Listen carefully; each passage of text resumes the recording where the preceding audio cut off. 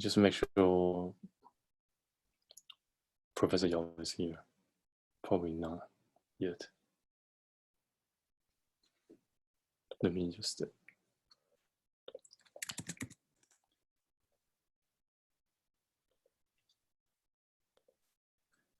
actually I can launch a poll. Did you see a poll? Yes. Just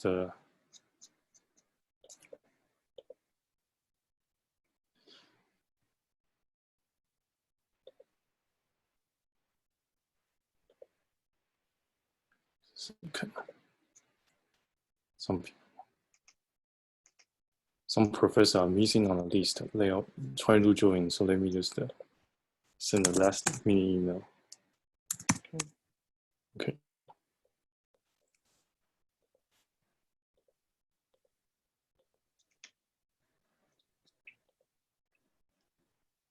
All right. Let's get started. Today, we are very honored to have Sahand Seifnashri from Simon Center in Geometry and Physics and Stony Brook University, and he has done beautiful works, and especially the one he will be telling us today, and about the line operators of gauge series on non-spin manifolds. And we should say that very welcome Sahand to be here. Manun K. Emruz Amadi and Mat Shakaron. And let's welcome Sahand. And please start. Okay, thank you very much, Ivan, for your kind introduction. And also thank you very much for giving me this opportunity to talk here about our work. I'm very pleased. So this talk will be based on this paper that we put on an archive last year. It's in collaboration with JP Ang and Konstantinos from Pedakis. And I should also thank my advisor, Zohar Komagatsky, for a lot of useful discussions and suggestions. So to begin, I want to first review some aspects of quantum field theory in general. So traditionally, the way that we think about quantum field theory is by a bunch of local operators and their correlation functions, which could be calculated by using a path integral. But only discussing about this local operator and their correlation function, this only captures the local aspects of your theory and your quantum field theory. For instance, if you consider SU2 and SO3 gauge theories in 4 dimensions, they look locally the same, and in fact, they have the same Lagrangian, but they are different. They are different theory and have different global aspects. A simpler example is U1 gauge theory versus R gauge theory, which locally look the same. So in U1 gauge theory, the electric charge is quantized, and so there exists magnetic monopoles, whereas in R gauge theory, there is no electric charge is not quantized, and you don't have monopoles. So these two theories, despite of the fact of being locally the same, they are very different. They could have different kind of particles and different quantization pattern. So it's important to be careful about these global issues because these global issues could lead to powerful and, most importantly, some calculable results about the dynamics of strongly coupled systems. And it turns out that studying and answering these global questions is sometimes easier and more calculable, so they could be very helpful. And to capture these global aspects of the quantum field theory, we don't need only the spectrum of local operator, but we also need the spectrum of higher dimensional operators, like line operator, surface operator, and etc. And in this talk, we will mostly focus on line operators. So one prominent example of where these extended operators appear in quantum field theories is the study of higher form symmetries. So exactly like local global symmetries, these higher extended operators could be charged under higher form symmetries. So line operators could be charged under 1-form symmetries. Surface operators could be charged under 2-form symmetries. And so these higher form symmetries are themselves generated by some extended topological operators. In particular, in 4 dimension, that we will discuss today, we have line operators, which are charged under one-form symmetries, and the generator of these one-form symmetries are some topological surface operators. So yeah, as I said, this talk will be about four-dimensional gauge theories, and in particular, the line operators of these theories. So as was emphasized in this beautiful paper by Aharoni, Seiberg, and Tachikawa, specifying the spectrum of line operators in 4 dimensions fixes some ambiguity of global ambiguities of 4-dimensional gauge theories. So fixing the Lie algebra, you could still fix the global aspects by fixing the gauge group. But this paper showed that even fixing the gauge group, you still have some ambiguity and some freedom, and this freedom is fixed by fixing the spectrum of allowed line operators. And in this talk, we are going to generalize the story to non-spin manifold, meaning that we are going to extend the definition of theory into non-spin manifolds, so that the theories could be defined on non-spin manifolds that don't admit any spin structure. We will find some new theories that are indistinguishable as spin theories or equivalency when are put on spin manifolds. And we will make some connection with one-form symmetries and their Hooft anomalies. Then I have to also mention that this problem was already solved for the U1 theories in this paper by Chang, Wang, and Senthil, and also paper of Zhu and Wang, Zheng, and many papers therein for the case of SU2, U1, SU3, etc. But we will talk about any gauge group. So as an outline of the talk, I first review some aspects of line operators in general, 4-dimensional gauge theories. Then as a warm-up, I will study Abelian theories and then go to the non-Abelian case. So, so physically, line operators could be thought as the word line of heavy probe particles. So if you have a particle of a very heavy mass, a very massive particles, that is, the mass is almost infinite. So you could treat it as a classical particles. And if you look at the word line of this particle, it's the same as inserting a line operator in your path integral. So physically, line operators would be just heavy classical probe particles. And in gauge theories in 4 dimension, we have different kind of line operators. One of them is Wilson line operators, which could be thought as a word line of electrically charged particle, which are labeled by the representation of the gauge group. And there is also the magnetic version of these lines, which are known as the Hooft line, which are the word lines of the magnetic monopole. And they are labeled by the representation of the dual magnetic group, also known as the Giano dual or the Langlands dual, but we refer that to the magnetic group, is denoted by LG. And there are also more general lines known as the Wilson Hooft line. And the characterization of the spectrum of these line operators needs the specification of discrete theta parameters that we will discuss.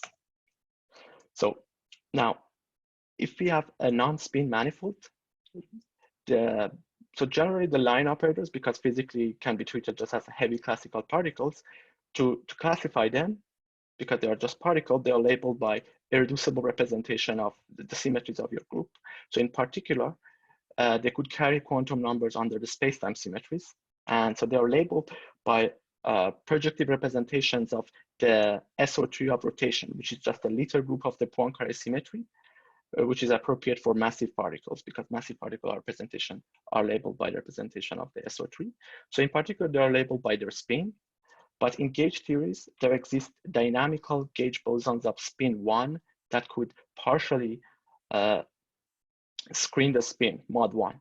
So if you try to measure the spin, because of the existence of dynamical particle of spin 1, you could only measure the mod 1. So you could distinguish bosons from fermions, so in this talk, when we talk about spin, people mostly are interested in the distinction between bosonic line versus fermionic lines.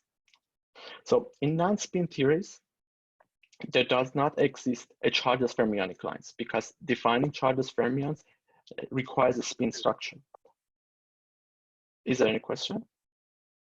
Okay, but however, the existence of charged fermions is allowed on non-spin manifolds, and it does not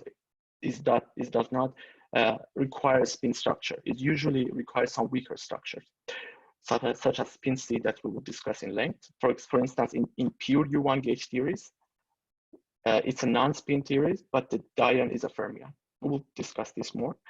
And in particular, for non-spin theories, for a line operator of a given charge, its spin is also fixed. Because if you have two line operators with the same charge but different spins, you could fuse these lines together to produce a chargeless fermion, which requires a spin structure, which is not allowed on non-spin manifold. So on non-spin manifold, we always have a kind of spin-charge relation, meaning that giving its charge, its spin is fixed. And particularly in this talk, we will talk about this kind of spin-charge relation that will classify different theories on non-spin manifolds. So is there any questions so far? Okay. So as a warm-up, I will first study the Abelian theories, which are very familiar. I will take the viewpoint of classifying the line operators, and then we will produce the familiar classification of U1 theories. So in a U1 theories, line operators are labeled by their electromagnetic charges. So in particular, you have electric charge and a magnetic charge, which you could calculate by integrating the field strength or its Hodge dual on a closed two surface by the Gauss law is charged. And in particular, they have to satisfy a kind of mutual locality condition, which is known as the Dirac quantization condition or DSC condition, meaning that if you have dion operators should be mutually local, meaning that if you have the correlation function of two line operators and you rotate one of them around the other one, the correlation function shouldn't change. And this is the Dirac quantization condition.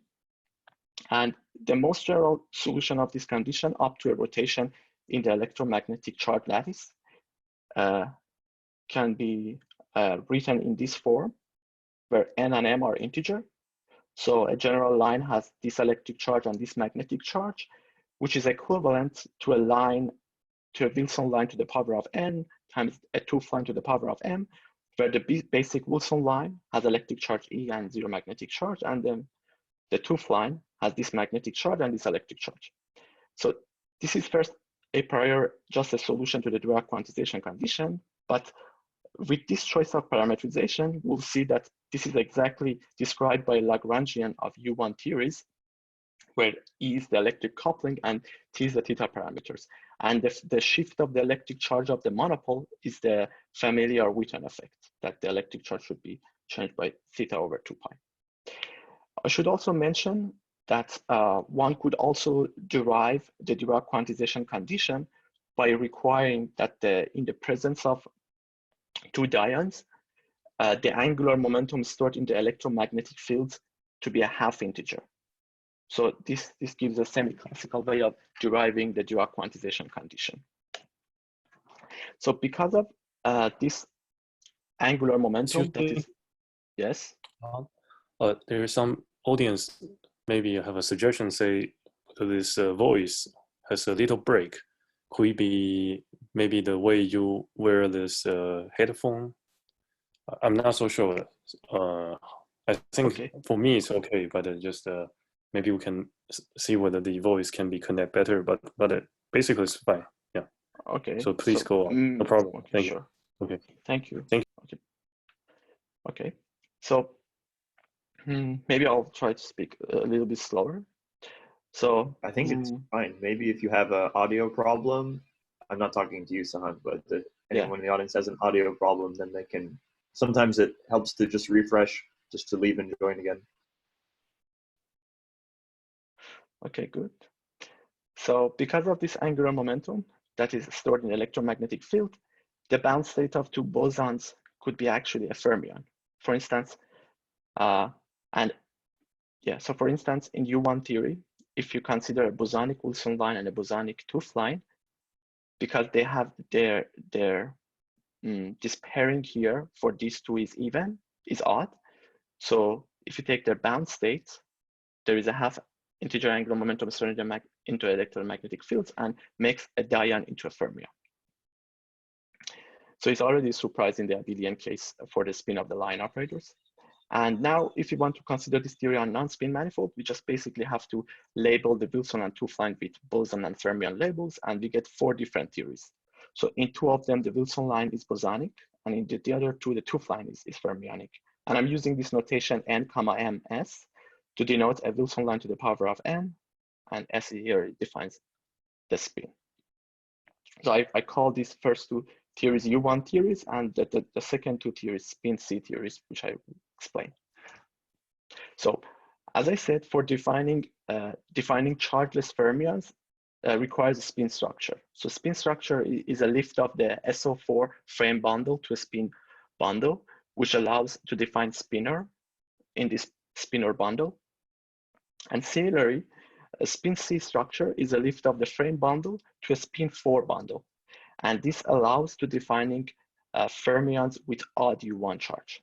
So basically this spin 4 identifies -1 to the F with this D2 quotient with a -1 U1 charge. And this leads to a spin charge relation, meaning that fermions have odd charge and bosons have even U1 charge.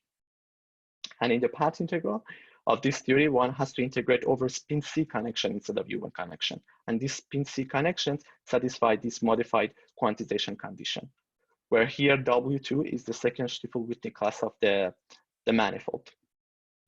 And in particular, here we are interested in oriented manifolds, and R4 oriented manifolds admit spin C structure. So there is no restriction in this weaker structure. Okay, so now that was how to turn, the discussion was how to turn the Wilson line into a fermion, but we could also try to turn the Hooft line into a fermion. And to make the Hooft line fermionic, we have to add this topological term to the action. And here I'm using a slightly abusive notation. This formula could be really think of as an integral lift of the W2 here. So to see why this topological term would take the Hooft line into a fermion, so F over 2 pi is the generator of the one-form symmetry that measures the magnetic charge. So by this coupling, you will turn any line which is charged under the magnetic symmetry, which has a magnetic charge. We are going to attach a W surface to any Hooft line that has a magnetic charge by this coupling. So for example, if you consider a Hooft line, which is on the boundary of a disk, which is given by a sigma surface, then this interaction will attach a W surface to it. And this W2 surface will give a framing to this Hooft line and make it a fermion. And this was explained in this paper by Ryan's paper, Cordova-Dumitrescu, and Sugar-Wang and Witten paper, how this kind of interaction will change your magnetic lines into a fermion. So then I should also mention that, so we found 4 theories, but these 4 theories are related by electromagnetic duality. So if one defines the action of S and T duality on these theories, where T duality just shifts the theta angle by 2 pi, and S duality changes the electromagnetic coupling with this way, we have a duality which also maps the line operators these different theories like this.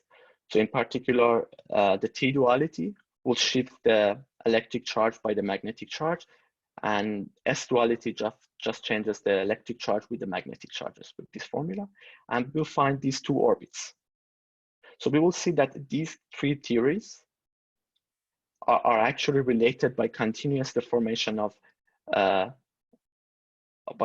related by continuous deformation. So we actually have 2 different theories that are not related by any continuous deformations. And I should also mention that this particular theory, spin CF theory, where the Wilson line is fermionic and the Hooft line is fermionic, and because of the angular momentum is stored in the gauge field, the dione is also fermionic. So this theory is known as the all-fermion electrodynamics, has a gravitational anomaly. This gravitational anomaly is given by this polynomial term and was discussed in these papers, which we will get to later. So this will end the abelian discussion. Now we want to go to the non-abelian case. So before discussing the non-abelian case, question now. Sure. So what do you mean by integrating over spin C structures? I mean, you are not doing quantum gravity, right? Spin C includes this. Okay, yeah. So I should mention that so spin C bundle is an extension of the frame bundle by U1. So when you integrate, you have to keep the gravitational part constant. So you have a connection But when you take that connection to your Levi-Civita connection of your frame bundle, you have to keep that first. So you only integrate over the U1 part, keeping the spin C structure constant. You only integrate over spin C connection while keeping the spin C structure constant.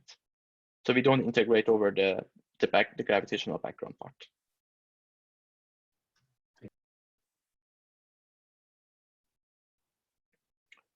This is similar to when you have a fermionic theory that we don't sum over we don't sum over a spin structure. We keep them constant. Okay. Is there any other questions? Okay. So before discussing the non-Abelian case, I want to just have a very rough overview of Lie algebra and the weight lattices, because we're going to see this formula. So this is a very rough overview to just set the terminology. So having a Lie algebra G, we have the roots and co-root root lattice, the weight lattice, the co-root lattice, and the co-weight lattice.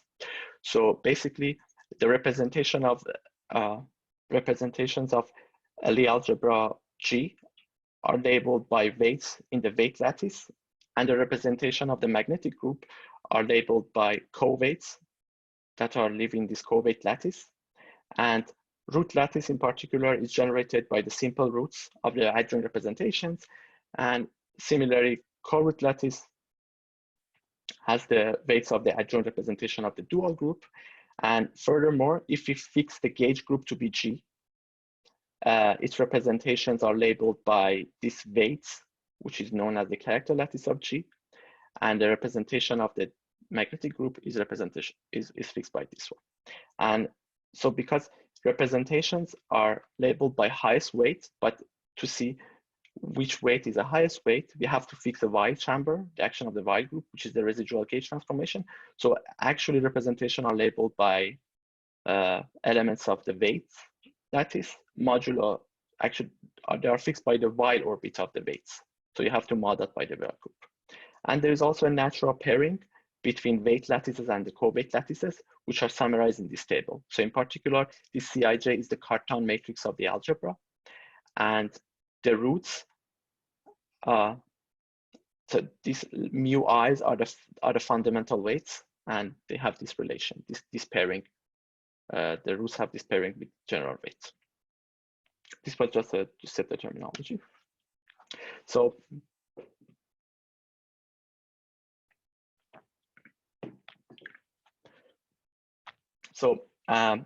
beyond the Wilson line, which are labeled by representations of the group, meaning the elements of the weight lattice, and the Hooft line, which are labeled by the representation of the magnetic group, which are labeled by the co-weight lattice, we also have more general dyonic lines, and these dyonic lines are labeled by a weight co-weight pair in this big lattice. So you have the weight lattice times the co-weight lattice, you pick a weight and a co-weight, and the Weyl orbit of this pair defines a Wilson Hooft line, which is the most general line that you could have on non-spin manifolds, that you could have for a gauge theory with Lie algebra G.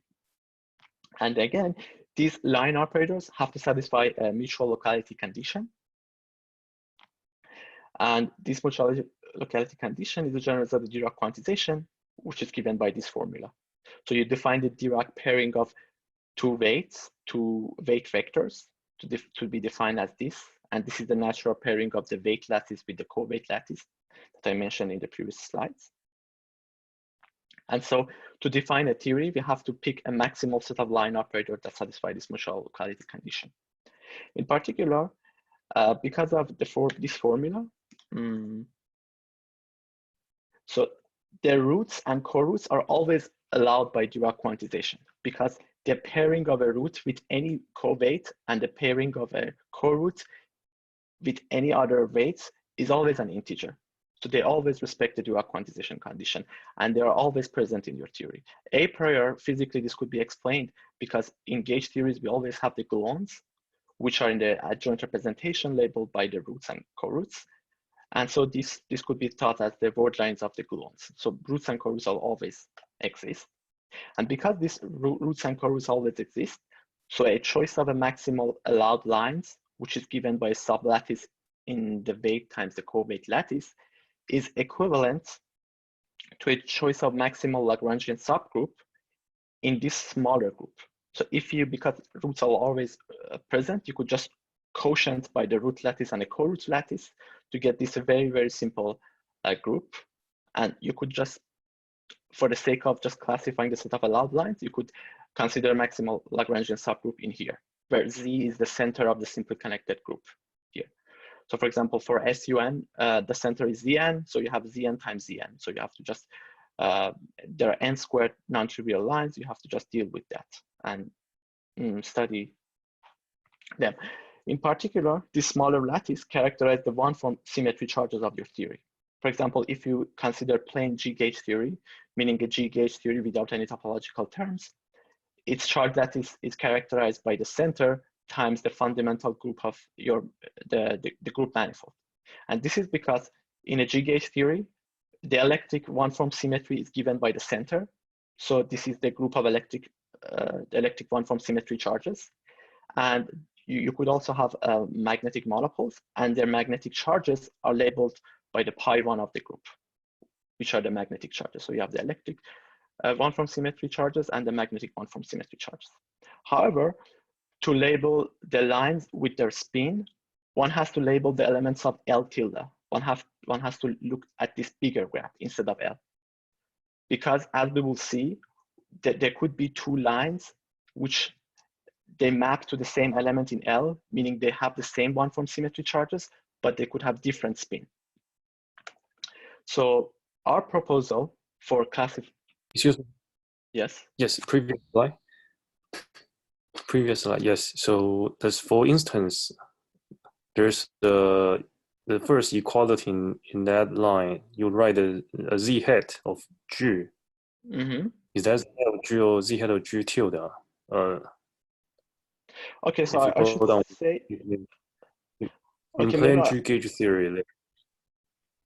So I should mention that. So the one-form symmetry in plain G gauge theory, the one-form symmetry is Z of G. So the symmetric group is Z of G, but the group of electric charges is the Pontryagin dual of Z, which I showed by Z hat, which for abelian group is isomorphic to it. Did I answer your question? Let me just make sure. So Z is the center of that group, right? And Z hat is Z hat is. So generally for a group H hat is its Pontryagin dual. It's the group of isomorphism. Yeah.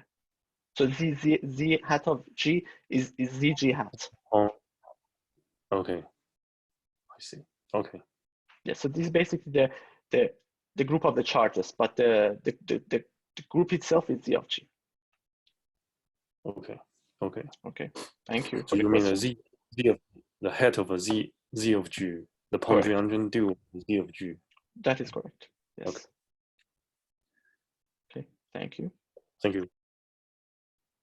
So our proposal for classifying line operators and non-spin manifolds is to label the line operators. So we take this bigger charge lattice in this bigger group, which defines the set of allowed weights, the set of allowed lines, and we label them by their spin, by 0 and 1. So here 0 stands for bosons and 1 stands for fermion.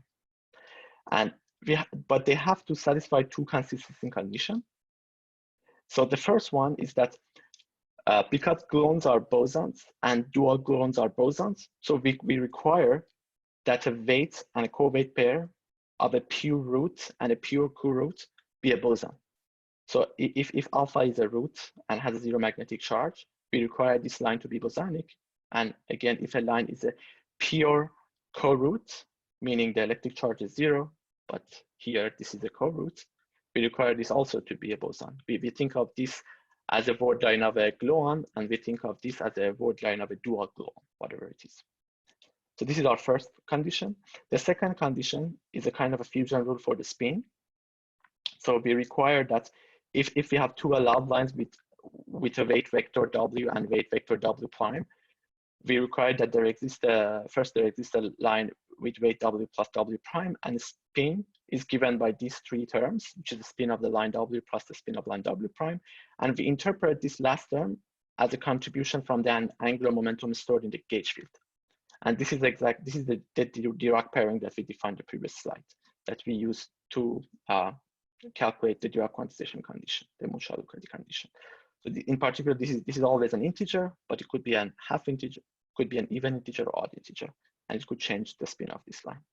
And in U1 theory, this exactly reduces to the familiar formula that we calculated, that for a bosonic Wilson line, a bosonic Hooft line, the diagon should be a fermion. This is a generalization.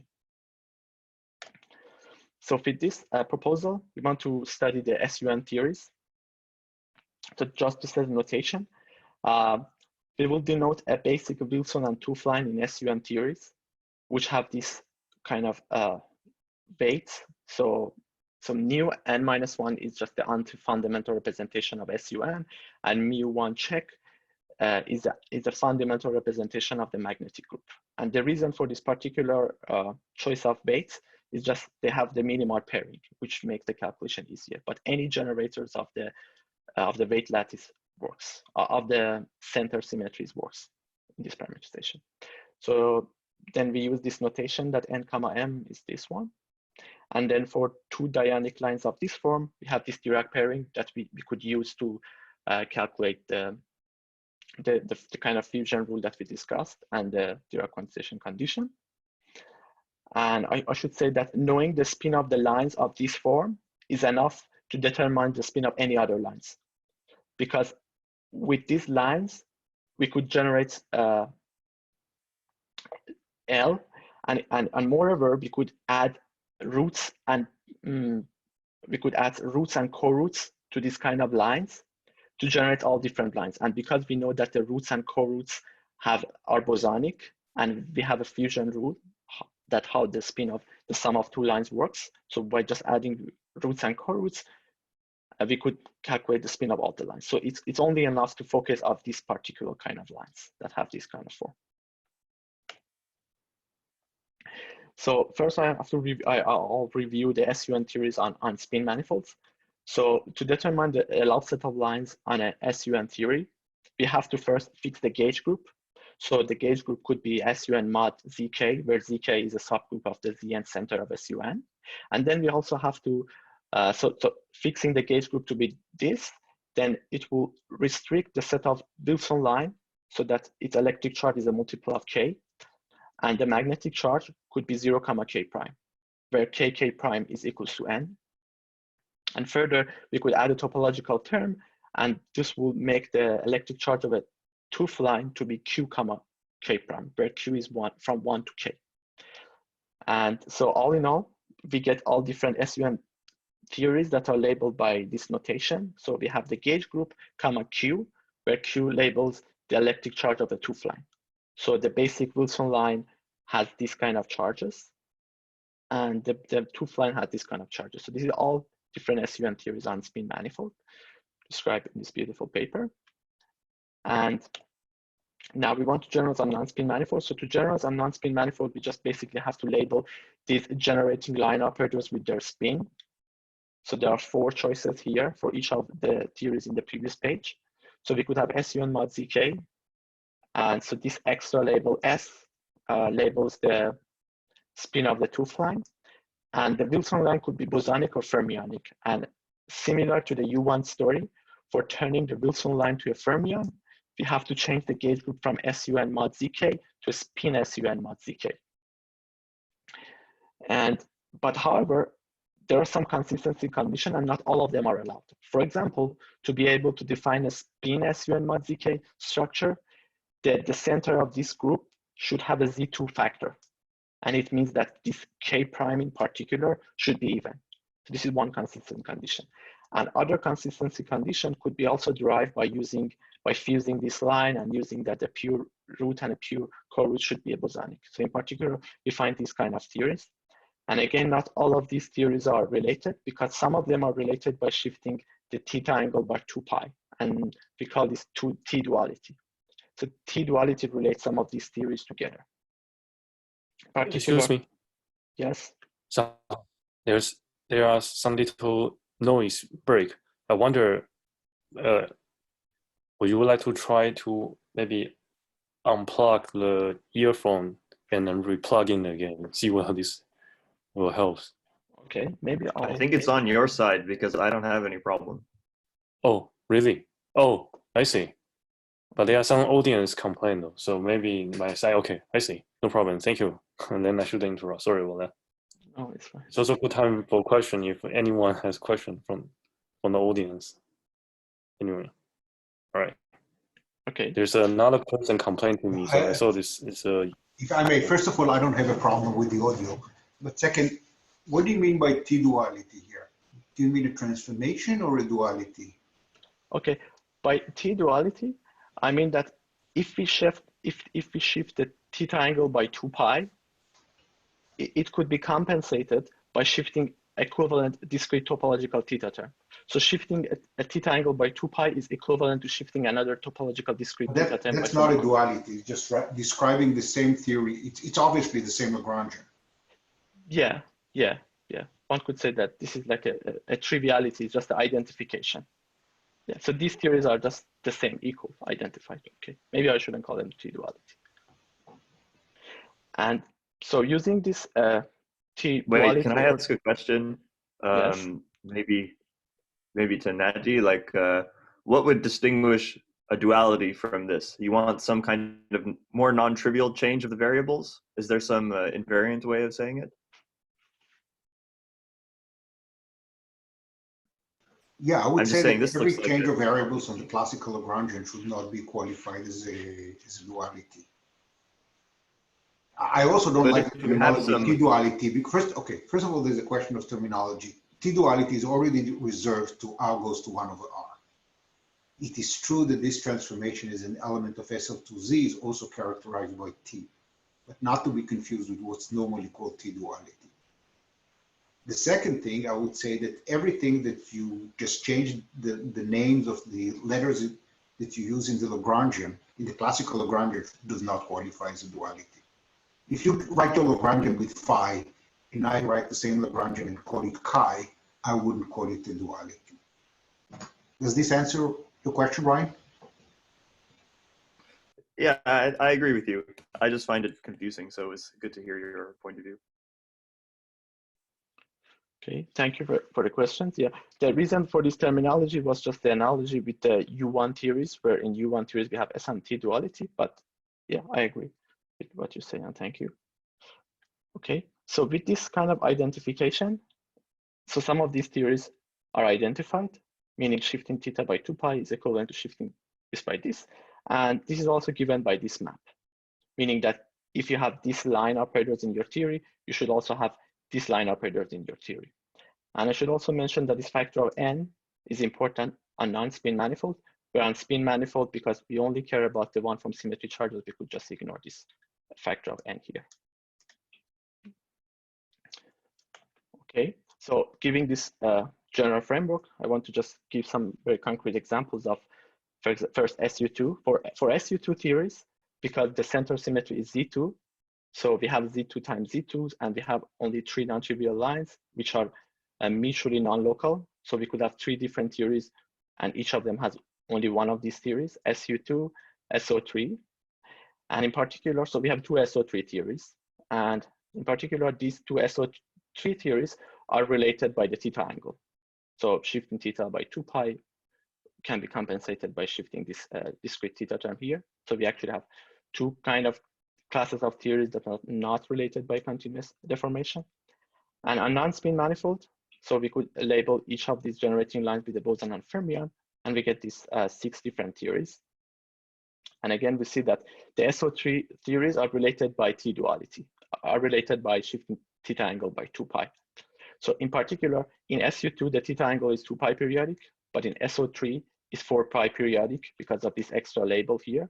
But here we see that on non-spin manifold, the theta angle is further extended to be 8 pi periodic because we have 4 different SO3 theories. In particular, shifting theta angle by 4 pi here goes from this theory to this theory, meaning shifting theta angle by 4 pi will change the spin of the 2th line from bosons to fermion and vice versa. More interesting example is the SU4 example. So in SU, for example, there are three kind of gauge groups: SU4, SU4 mod Z2, which is SO6, and PSU4. And SO6 theories are particularly interesting. So we have two kind of SO6 theories on spin manifold, which is SO60 and SO61, which are not related by theta angle. One way to see this is that they have different charge lattices. So SO6, 0 has 4 lines, and they're isomorphic to Z2 times Z2. So this Z2 times Z2 could be thought as the Z2 electric charges here and Z2 magnetic charges. So the one-form symmetry is Z2 times Z2. Whereas in SO6, 1 theory, the one-form symmetry is Z4. And the group of charges are isomorphic to Z4. So this is already a hint that changing the continuous parameter theta would not break any symmetry, so that it would change the one-form symmetry from Z2 times Z2 to Z4. And putting these theories on non-spin manifolds, again, we could discuss, so we have more theories, and this is how they're related by the theta angle. So for SO60, we get 2 theories. Again, shifting theta by 2 pi will change the spin of the 2 lines, and we have SO61 theories. And then we have 2 theories where the Wilson line in spin SO6 is fermionic, which we call spin SO6. And in these theories, the theta angle is 2 pi periodic. So this particular theory here, spin SO60F, is a theory where all of these lines are fermionic. All of these lines are fermionic. And this is the same as the same split as all fermionic electrodynamics. And indeed, we will see that it has the same anomaly as the all fermionic electrodynamic, the WT anomaly. So in particular, that the consistency condition that we discussed rules out this particular theory. So you could not build a spin SO6 1, S theory. And the reason that this theory does not exist is that if this were existed, then you would have a 1, 2 line here. So you could take 2 times of this line and take its fusion with this Wilson line to produce this line. And the spin of this line has to be fermionic, because 2 times this will just make this bosonic, but then these two have a non-trivial Dirac pairing, which makes this to a fermion. But this is just a pure co-root, and as we discussed, this has to be a boson. So this contradicts with our proposal, so this theory shouldn't exist. Now I want to discuss the one-form symmetries of these theories in general. So as we mentioned, the charge lattice is inside the centers, and this characterizes the one-form symmetry charges. And in plane G gauge theory, the charge lattice is the electric charges times the magnetic charges. But in most general situations, the charge lattice arises as an extension of the magnetic charges by the electric charges. We have already seen this in the SU4 example, that SO6, 1, the one-form symmetry, instead of Z2 times Z2, becomes a non-trivial extension of Z2 by Z2, namely Z4. So generally, there is an extension of the magnetic charges by the electric charges. And this extension is in one-to-one correspondence with the different topological terms that you could write for your gauge bundle. So to describe this, the map between topological terms and the extension, I want to very briefly mention this, that writing the topological theta term for these theories can be written in this way. So here, Bm is the second Sheffield-Whitney class of the gauge bundle. And I could very intuitively think about Bm as the generator of the magnetic one-form symmetry. So Bm is a generator of magnetic one-form symmetry, and I could write this term, where this cup product here is given by a bilinear form, which is from pi1 of g to pi1 of g to u1. And this is the different topological term that you could write. And this is very similar to the U1 story, because in U1 story, f over 2 pi is also the generator of the magnetic one-form symmetry. And we could write the FHF term. And so this is just a discrete analog of FHF term, which gives you a discrete theta term that you could write for these theories. And so the map between so this topological term is given by this bilinear form eta. And one could see that the extension of L could be also calculated from this bilinear form eta as the pullback diagram here. So here in this diagram below is just the usual thing that if you have a simply connected gauge group and you have a subgroup of it, so there's a subgroup here, so you have this extension, and by this eta. So eta is a map from pi1 of g to pi1 of g. It could be alternative thought as a map from pi1 of g to its Pontryagin dual. And L actually rises at this pullback. So this gives a one-to-one map between different extension and topological terms. However, on a non-spin manifold, this topological term is a little bit ambiguous because on spin manifold, the intersection form is even. So this division by 2 is legal and there's no ambiguity. But on non-spin manifold, this term is ambiguous and has to be refined. So this can be refined by a choice of a quadratic refinement of this bilinear form eta, which we define here by sigma. So sigma is just a map from the magnetic charges to U1, and P is the Pontryagin square operation corresponding to sigma. So you could write this term to define this term on non-spin manifold. Now, the interesting thing is that this choice of this quadratic refinement, which is not unique, is fixed by the spin of the lines. So based on the formula that we gave, so S is just a label of the spin, and you could see that the formula for sigma is fixed by the spin. So sigma takes value in the magnetic charges. So I have a magnetic weight, and I take its mod root reduction, give you a magnetic charge, and you could see that this is given by this formula. And I should say that it seems that the right-hand side is dependent on the electric charge, but based on our consistency condition, one could check that choosing different lines which have different electric charges but the fixed magnetic charges wouldn't change the right-hand side. So indeed, this is a well-defined formula for sigma, and this gives a relation between the spin and the choice of sigma. But this term is not the most general term because this term does not change the spin of the Wilson line. So to change the spin of the Wilson line, we could add this kind of coupling. So where here BE is the generator of the electric one-form symmetry. And here I slightly used of notation because so this BE could be really think of as a mod 2 reduction of BE. So if this center symmetry has a Z2 subgroup, I could take its subgroup, which defines a map from this Z hat of G to some Z2, and I could use this map to reduce this co-cycle mod 2, and I write this term here. So this term will change the spin of the Wilson line. So one way to see this is by this formula, we could just integrate BE, and it exactly the same as the U1 theory. It will change a G gauge theory to a spin G gauge theory. But alternatively, we could use the Woos formula to see that this term is actually equal to this, mod 2 pi IZ. And again, because this is a generator of one-form symmetry, this term will attach a W2 surface to any line with the charge under this electric one-form symmetry. So we'll change the Wilson line into a fermion. So then we will conclude that there exist more general terms of this form. So this is just B cup B with some S prime, and P of sigma is the one that's given in the previous slide.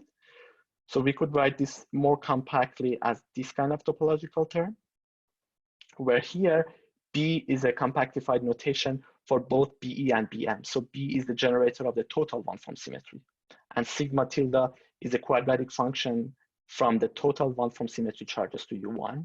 And again, we will see that the choice of sigma tilde is uniquely fixed by the spin of the lines. And moreover, this topological term has to satisfy some consistency condition, which turn out to be exactly equivalent to our proposal, meaning those fusion rules and the pure roots should be boson and pure roots should be boson, pure core roots should be boson. So this gives a one-to-one map between topological theta terms and the spin of the lines. So then I will want to discuss gauging one-form symmetries in these theories. Interestingly, we will see that all of these different theories on non-spin manifolds could be turned into each other by just gauging one-form symmetries. So in particular, if we start with a simply connected gauge group G tilde, this is the one-form symmetry of the theory, the electric one-form symmetry of the theory, but we could further gauge a gamma M subgroup of this, which is, this is just a, so if we gauge this, it's a very well known that was reviewed in this beautiful paper by Tachikawa, that gauging a subgroup of the one-form symmetry would give you a new symmetry, and in particular, it changes the extension with the anomaly. So for instance, in general dimension, if we gauge a p-form symmetry, it will give us a new d minus p minus 2 form symmetry. So in particular, in 4-dimension, gauging one-form symmetries gives us back a one-form symmetry. So here, gauging this one-form symmetry gamma m gives us a new one-form symmetry, which is the magnetic one-form symmetry that was characterized by pi 1 of g that we discussed before. And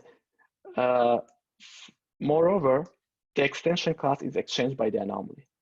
So in the G tilde theory, the anomaly is 0, but this could arrive as a non-trivial extension. For example, if you have a Z4 and we choose this Z2 subgroup, the Z4 is a non-trivial extension of Z2 by Z2. So the extension class is non-trivial, for example, for SU4 theory. So if we gauge it, then we get the Z2 times Z2, for example, for SU4, but it's non-trivial. So we get a direct product, but the anomaly is non-trivial. But further adding this topological term would shift the extension by the anomaly. And so this operation of gauging and adding topological theta term is exactly, it defines an SL2Z action on these theories. And this is very helpful because it allows us to calculate the anomaly. So in particular, in a G gauge theory without any topological term, there is a mixed anomaly given by this polynomial where E is the extension class here. So we could use this formula of the anomaly to find gravitational anomalies in these theories. For example, the gravitational anomaly can arise whenever the center symmetry has a Z4 factor, which happens for SU4n and SO4k plus 2. In particular, in this theory, using the anomaly polynomial, if we set the, so AE is the background gauge field for the elliptic one-form, so I should have mentioned that AE is a two-form gauge field for the elliptic one-form symmetry, and AM is a two-form gauge field for the background gauge field for the magnetic one-form symmetry. So if we couple the gauge bundle to the space-time manifold, meaning we set the background gauge field to K prime times the second Stiefel-Whitney class of the manifold with this way, this theory becomes spin SU theory of this, which is very similar to the all fermionic electrodynamics because it has a fermionic Wilson line and a fermionic Tooth line. And using the polynomial in the last page, we could calculate that it has the same anomaly as the all fermion electrodynamics. And so I want to end that in this proposal, we could also perform some consistency checks of this proposal, meaning that first we could go to the Coulomb phase of this theory. So if we add a Higgs field in the adjoint representation, the theory flows in the IR to an abelian gauge theory whose gauge group is given by the Cartan torus of the gauge group, given by this. And because this is abelian theory, we could calculate everything and the spin of the lines explicitly, and we will see that our proposal correctly produces the spin of lines in the infrared. Another consistency condition can be given by Wu's formula. For example, if you take the SO3 example, the SO3 theory, and so BM would be the second Stiefel-Whitney class of the gauge bundle. And according to Wu's formula, we have this formula.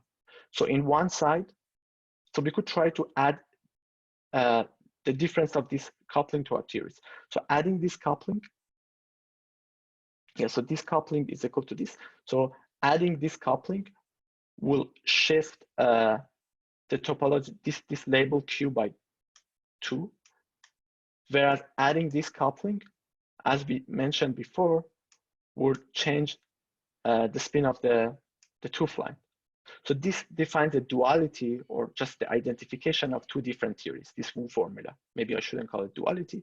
So this SO3 theories with this label, because of this formula, get identified with SO3 with this label. So it would mean that if we have a line Q comma 1, which has spin S, then the line Q plus 2 comma 1 should have spin S plus 1. Because Q comma 1 with spin S lives in this theory, but Q plus 2 comma 1 lives in this theory with spin S plus 1. And this is consistent with our rule that we discussed before, because that if we have this line and this line in the theory, if we take their sum, who has this electric charge and this magnetic charge, its spin should be the sum of the spin of this line plus the spin of this line, also plus a contribution from the Dirac pairing between these two lines. But the Dirac pairing between these two lines is odd, so this line should have spin s plus 1, which is correctly predicted by this Hooft formula. And so this is just a one particular example of checking that the Hooft formula is consistent with our proposal, but one could also perform this check for the most general situation that can happen. So you could study all this kind of formula. We studied and defined that it was consistent with our formulas, with our proposal. And so for the summary, so in this talk, we classify all four-dimensional gauge theory and non-spin manifolds, and we found some new one. No gravitational anomaly was found beyond the Fermionic electron. We could also consider unoriented theories. So in unoriented theories, the Cramer's properties of the lines could also be measured, meaning where t squared is +1 or t squared is -1. And this could lead to a final classification of the lines. So we have some results on this one, but we were busy with some other projects. So we will hopefully publish some results on unoriented theories. And then using this proposal of different theories on non-spin manifold, one could also check dualities of spin theories and try to lift them to dualities of non-spin theories. And one could see this paper where this was discussed in 2+1 dimension. I want to thank you all for attention and listening.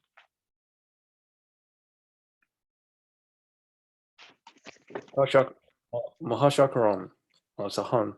Thank you. Sahand, what a great talk. Thank you very much. And we have a lot of time, like 30 minutes for discussion and question. If anyone want to comment, feel free. The pass is can I go first? Or? Please, Nati. Yes, please. So you presented two different perspectives on the problem, if I understand correctly. One, you try to distribute quantum numbers for the lines and you impose some consistency conditions. Mm-hmm. And once you solve all the consistency conditions, you're done. In option 2, you wrote some terms that can be added to the Lagrangian. Now, is it guaranteed to be 1-to-1, or at least in all the examples that you worked out, is it always 1-to-1? Or can it be a priori that there would be a consistent choice of charges that does not correspond to a term in the Lagrangian?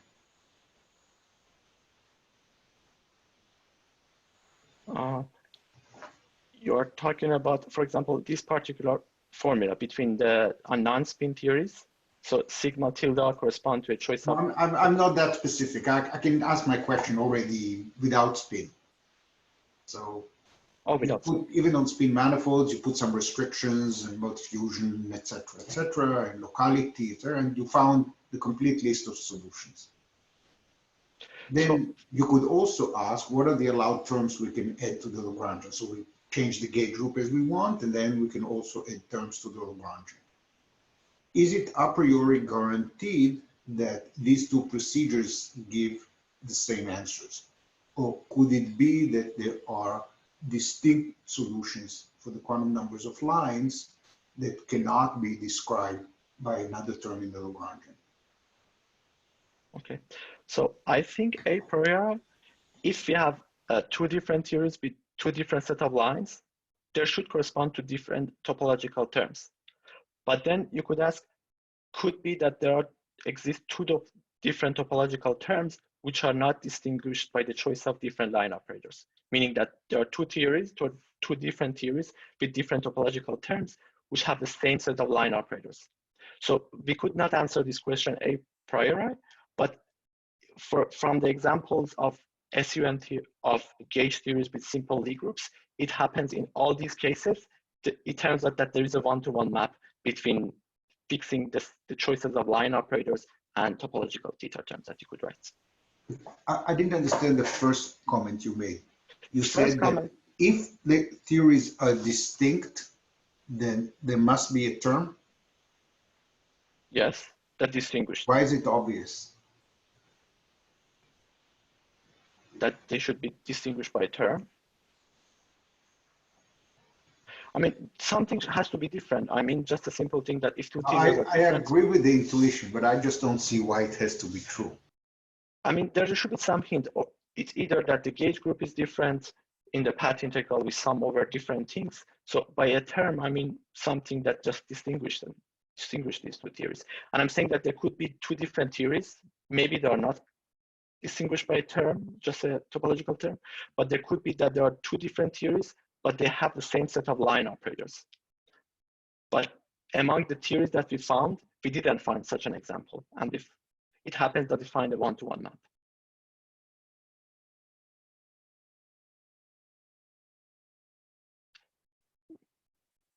Did this answer the question? No, I share your intuition and prejudice. This is probably correct, but I don't see why it has to work like that. I'm relieved that in all the examples you studied, it does work like that, but I don't see why it has to. I understand these are different theories, and it would be very nice if there is a term in the Lagrangian that distinguishes them, but I don't see why there has to be one. But maybe I missed something. Yeah, I also don't have a proof, just the intuition expectation, but yeah, I agree. It just happened that it works in these theories. I don't have a proof.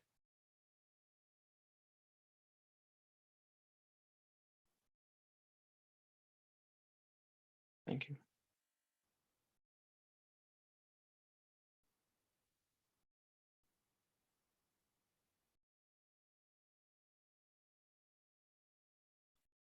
Any other question? So in earlier part of your talk, you emphasize the importance of looking at L tilde, this maximal Lagrangian subgroup inside co-weight times weight. And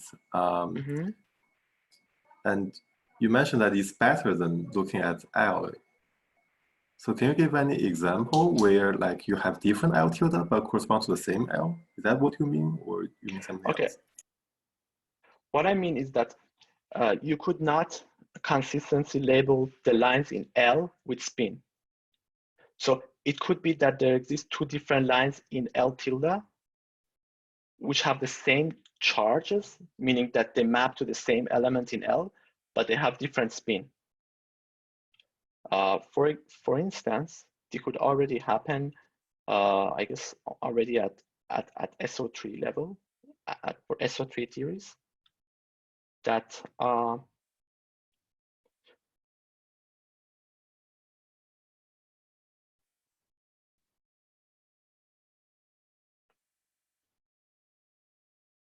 yeah, so for SO3 theories, let's take a sum of this line with this line. So this line, let's say we take a bound state of these two lines together. Okay, the resulting line would be 1, 2. So maybe I could write here. So if we consider these two lines, the resulting line would be 1, 2. But our proposal says that the spin of this line should be the spin of this line plus the spin of this line plus the contribution from the Dirac pairing of these two lines. But the Dirac pairing of these two lines is odd because it's 2 divided by 2. So this has to be a fermion. But these two lines, they have the same one-form symmetry charges. So they map to the same line in L, but they have different spin. So we could not consistently spin the lines in L. We have to label the lines in L tilde with spin. Yeah, I see. Is it okay if you just extend the both quotient by some Z2, and then would that be good enough? Yeah, for example, in our paper, we wrote that what we could do, we could quotient the weight lattice by 2 times the root lattice, which, yeah, so basically, for example, for SUN, instead of Zn times Zn, we will have Z2n times Z2n. And also some extra Z2 factors coming from the roots. But yeah, I see. Yeah, there are some more minimal lattice that you could look at. And also, is there a way to talk about So what's the meaning of S duality for these theories? So for these non-abelian theories, I mean, if you want to discuss S duality, we have to go to the n=4 super Yang-Mills theories, and then we have to then try to define those theories on non-spin manifolds, maybe by just using spin C structure. And then I didn't in this talk about S duality, but I guess you could also talk about S duality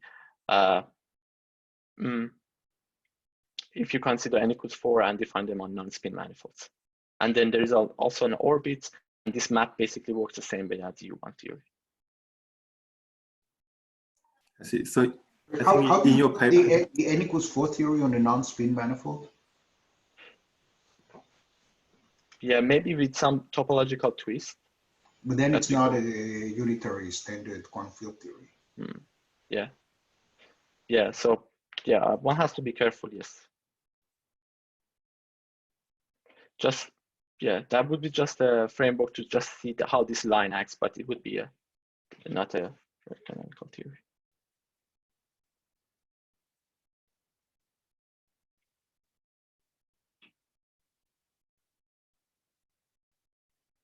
Thank you. Any other question?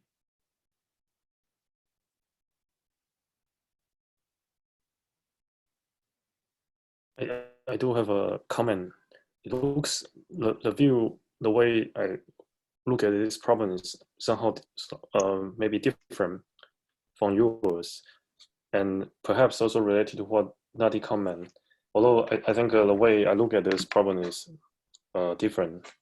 So another way to classify or try to exhaust gauge theory on non-spin manifolds or a non-oriental manifold, I think in my work I sent to everyone is that there are probably another two ways. One is that you try to imagine what are the all possible ungauged theories with that global symmetry that you can write down, which include the so-called the topological terms or the symmetry protected topological terms that obey some part of the internal symmetry that you want to gauge later. And the internal symmetry should be some normal subgroup of the total symmetry group. Well, there is also the space-time symmetry part. And the space-time symmetry, internal symmetry may have a non-trivial twist. So that could be an extension to a total symmetry group. You try to classify a possible so-called the SPD phases. Let's say in your work it will be 4 dimension, then classify that. So in my work, if I want to consider SU2 Yang-Mills, then what I do is that I include the internal symmetry SU2 in some normal subgroup. And then if I want to consider orientable spacetime, then I include a quotient group as SOD, spatial orthogonal group of dimension D. If I want to consider unorientable spacetime, then I change the spacetime symmetry to the orthogonal group of dimension D, OD. You find out the possible extension. And then next, you consider exhaust possible extension. So the example in SU2 case will be this SU2 sit at normal and O of D, OD also going to sit at quotient, and you find out there are 4 type extension, which is SU2 times O of OD. These are the trivial extension. You can write on the show is that sequence, or you can just think these are the total group.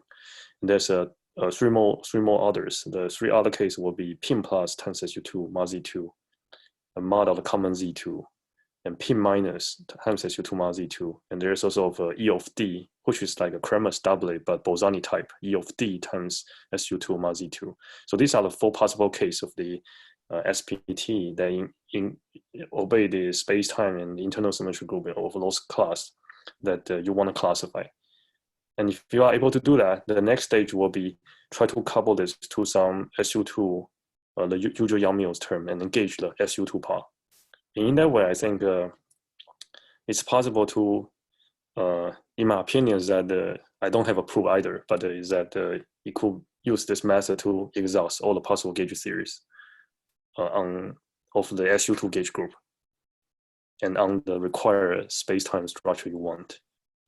And there will be a lot of dualities possible dualities between all those classified topological terms gauged by gauge the normal subgroup part, and there could be additional duality or something. But in this way, it will be very systematic. You can see that it may exhaust all. That's one of the way we did in our paper. And there's a second way is that we try to view the gauge theory was a gauge bundle of SU2. Put on some manifold, you can view this as a SO3 gauge bundle, and then constrained by some term of the space-time probe, space-time tangent bundle. There's a probe that you can turn on, and if you're on the non-oriented manifold, you have additional probe, additional thing you can turn on. So there's a way that you can write down the gauge bundle constraint that restrict the space-time, the internal symmetry gauge bundle and the space-time tangent bundle part in some novel way, and then you can write down possible constraint. In that exhaust, I'm not sure this will be exhaust fully, but at least you can enumerate a lot.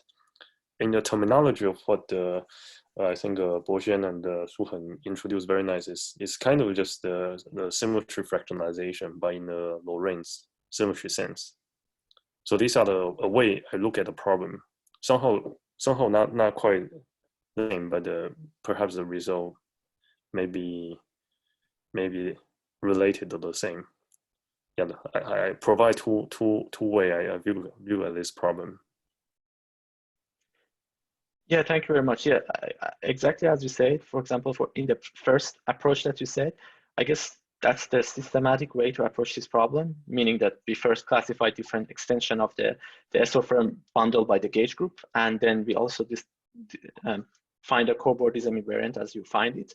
But yeah, for example, when we were discussing where we were studying the non-oriented theories, we actually looked at your paper. So because we had some proposal how to classify different SU2 theories on non-oriented manifolds. So we kind of give some kind of proposal how the fusion should works, and we find some set of theories. And then there's also your approach. But then, as you said, this systematic way, so first you classify different SPT phases, and then you try to gauge the gauge group. But them becomes identified, some of them become equal.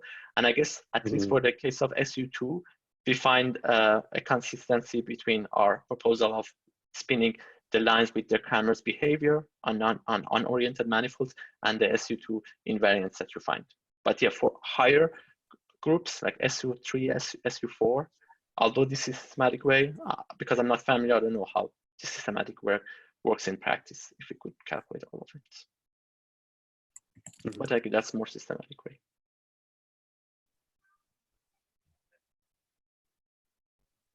Thank you. I'm still slightly confused by your comments involving n equals 4. So you did have some diagram that has S duality in your paper, right? So what's the assumption there? That was just given that this exists with these maps, we could just sum of them with a topological twisted version of the theory. It's not, but in the topological twisted n equals 4 theory, just we had some proposal for the T duality and S duality, and we just said that if this proposal is true, we didn't verify it in the n equals 4, then we get this orbits of SL2Z, different SL2Z orbits between these two theories. That was just using the proposal for the action of S and T on different line operators, and that defines a map between different theories. But then one could try to actually verify if this dualities works out.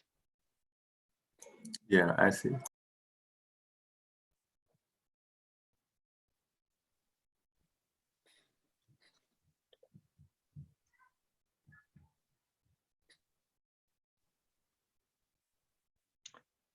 Any other question?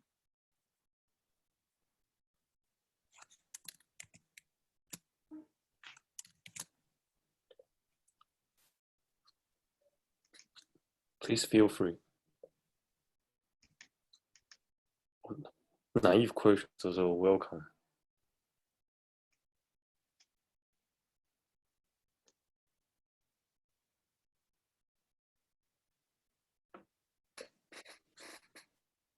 I think you mentioned UV completion in your paper, and do you want to comment a bit about that? Also, I didn't comment on this. Think about line operators as the Bohr line of heavy classical particles.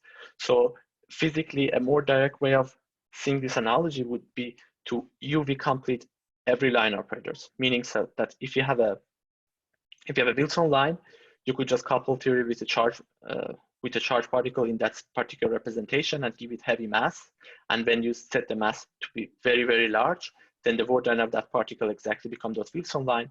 And then you could also try to UV complete the monopoles. For example, in SU2 theories, it could be given by the Georgia-Glashow model. And then we could also UV complete the all fermionic electrodynamics as you paper with Wen and Witten. That could be also UV completed in SU2 theory with a hypercharged 3.5 particles. So yeah, these particles, some of these could be UV completed. At least for SU2, we could, for U1, we could UV complete all the lines in U1 in SU2 theory with Georgia-Glashow. But we believe that all the lines could be basically UV completed if you embed the gauge group to a higher gauge group and add a Higgs field to UV complete those particles. The George-Glashow model, your gauge group is SU5 or SU2? I was explaining for U1 that you could embed in SU2. For U1 can be done. We didn't do it for SU2 and higher gauge group, but we believe that for non-abelian, you could also do it, but we didn't attempt to UV complete the non-abelian ones. You just want to put in SU2 first and then put in SU5. Is that what you mean? You mean UV completing the magnetic lines of SU2? Oh. I was saying that UV completing, yeah. Okay. But the electric gauge group is SU5? Sorry, I'm not sure. I think in your paper, you probably mentioned just SU2 gauge group. Yeah, I was UV completing the lines in the U1 theory by embedding in the SU2 theory. So, just the Abelian case, we have these 4 different theories with some bunch of line operators, and each of these theories could be UV completed in a sense that the line operators become dynamical particles with heavy mass. And this is by just embedding the U1 group into SU2 gauge group.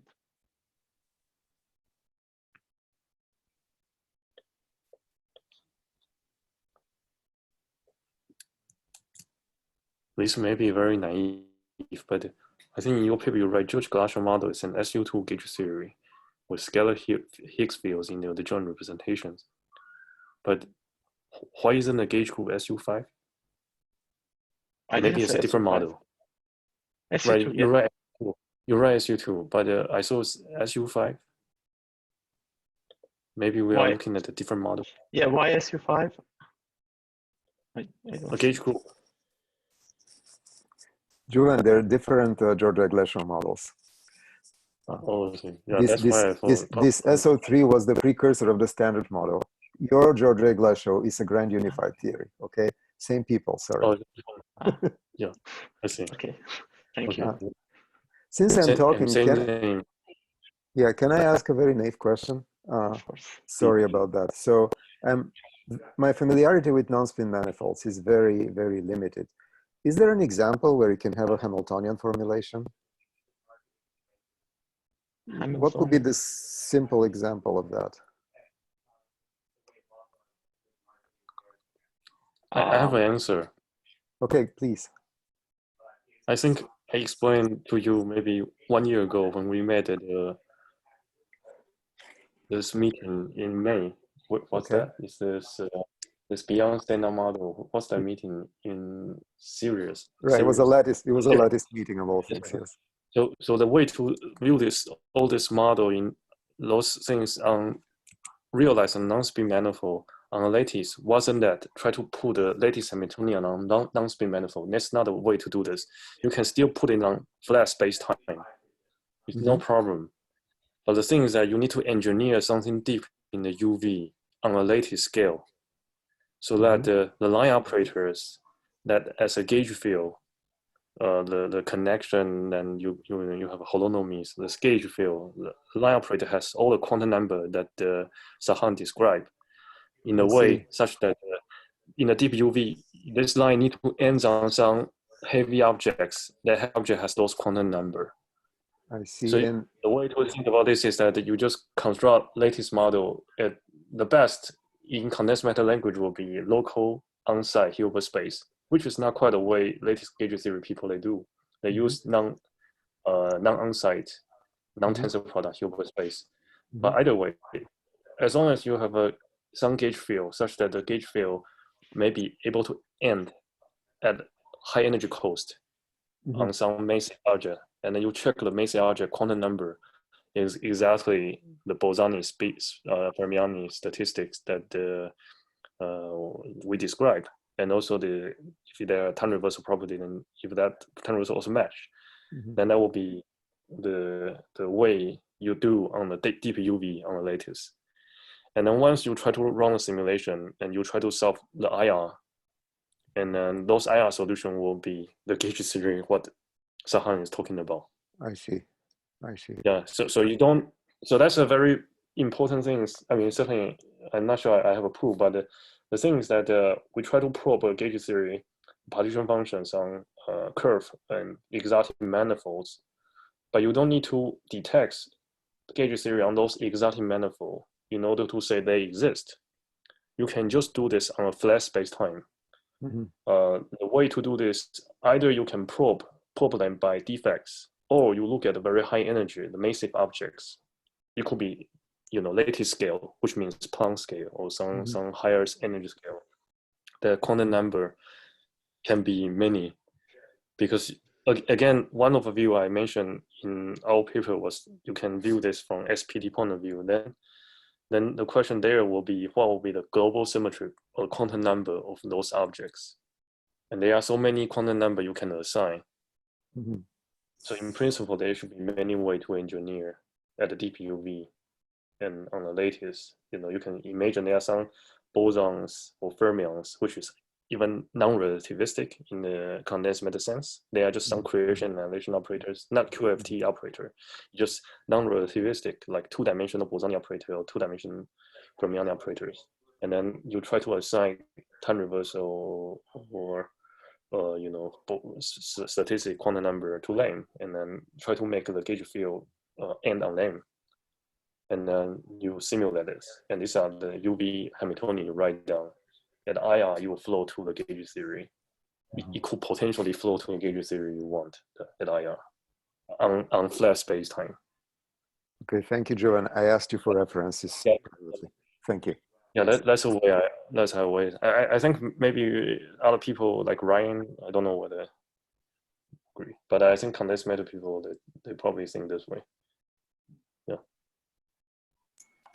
Can I ask another question? So we don't need. Yes, please. So you mentioned that one consistent check is by Higgsing the theory and going to the infrared. And then, so what do you check against, actually? So, so we have some set of line operators. Let's say we have 3 different line operators. And so we say that fixing the spin of line 1 and line 2 fixes the spin of the line whose weights is the sum of these 2 lines, right? So there is some proposal. Now, in this Coulomb phase, you could consider the IR, the image of these lines under the RG flow. And in the IR, because the theory is Abelian, our formulas becomes exactly correct, because the Dirac pairing of between these 2 lines becomes exactly the angular momentum stored in the electromagnetic field. And we will see that our proposal correctly produces the result. That meaning that the image of these 2 lines could fuse to produce the other lines whose angular momentum, whose spin is given by the same contribution of the angular momentum. I see. So you basically check that the charge spin relation is compatible with RG flow. Correct. Yes. Thanks. Maybe another question. So in what sense classifying topological terms in gauge theory is the same as classifying SPTs? So first you don't have a gauge theory. And first you classify different SPT phases with different terms, which are classified by different, maybe true and knows better. And then you gauge the group. So first is a global symmetry, and then try to gauge it. But upon gauging, some of these different theories becomes identical upon gauging. And then the non-equivalent theories gives rise to non-different topological terms. You could write. I guess another way to ask Lattice question is by asking why SPTs are always characterized by some term in Lagrangian. So I guess we know some examples that are not yet realized as Lagrangian term, right? I think Julian mentioned to us like the SPT in 5D relevant for Hooft anomaly. I think it's not clear how to write this in terms of Lagrangian. Is that right? The 5 SPT phase. The 5D SPT phase. Yeah. Yeah, sorry. You mean that the one WCW3? No, that one. We are saying the Hooft anomaly original, but the question there. These are really different discussion. Maybe back a few weeks ago, I think the discussion there was that we try to write down that term in 5 dimension in terms of some characteristic class, and possible something like of invariant. There's some particular setting you want, but I think we can view this by just imagine some basic derived fermion in 5 dimension integrate this integrate the mass, integrate all the fermions and massive fermions and with relative positive and negative mass. Then that's one way to write. I think that the context there we discussed is different. There was for different reason. It's not obviously very different, right? So at least in that case, you see that you can not naively write down some topological term, but instead you need to write some fermions and integrate it out. And you can imagine another setting that you actually cannot write down something even like that.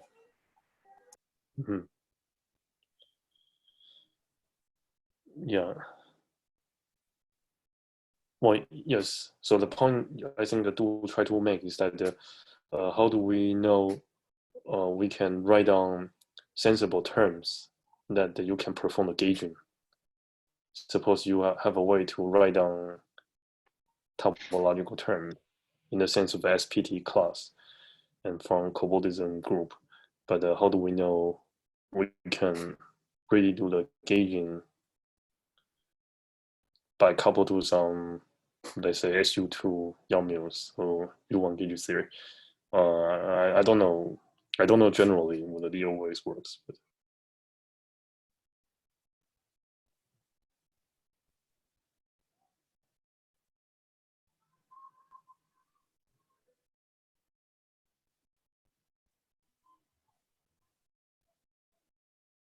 Yeah, I don't know. I don't know whether in general. Yeah, these are ideal way, possible way to do, but I'm not sure. Yeah, in general, I'm not sure if one just I mean, schematically you can write down partition function in this way, but I'm not sure whether I can compute physical observables or partition functions out of this way. Yeah, I don't actually know. Maybe people know. I don't know.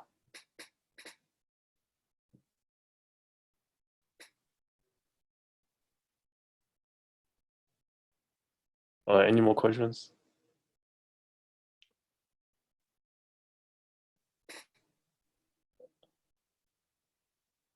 Well, if not, let's first thanks Sahand for the great talk. Very nice. Thank you very much. Thank you very much. Shakaran, Manunke and Ruth Amadi. Thank you. Thank you for the great talk.